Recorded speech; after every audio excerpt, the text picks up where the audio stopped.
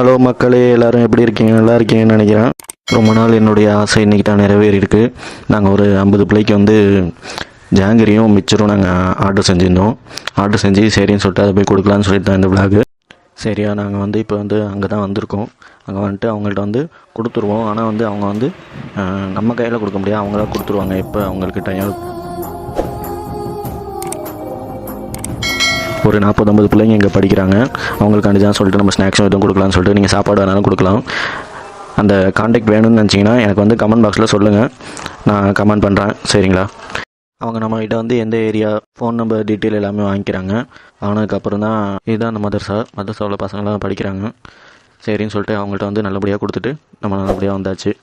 ஓகேவா? இன்ஷா அல்லாஹ் நீங்களும் இதுமாரி வேணும்னு நினச்சிங்கன்னா கமெண்ட் பாக்ஸில் எனக்கு கமெண்ட் பண்ணுங்கள். நான் எங்கே இருக்குன்னு சொல்லிட்டு உங்களுக்கு டிஎம் பண்ணுறேன். சுப்ஹானல்லாஹ். சதக்காவிற்காக, தானத்திற்காக கொடுக்கப்படும் செல்வம் ஒருபோதும் குறையாது. அது ஒரு இன்வெஸ்ட்மெண்ட். அல்லாஹ்விற்காக கொடுத்தால் அல்லாஹ் அதிகப்படுத்துவான். கருமத்தனம் கொண்டால் அல்லாஹ் குறைப்பான். மலக்குகள் துஆ செய்வார்கள், யா அல்லாஹ் கொடுக்கிறான் அவனுக்கு.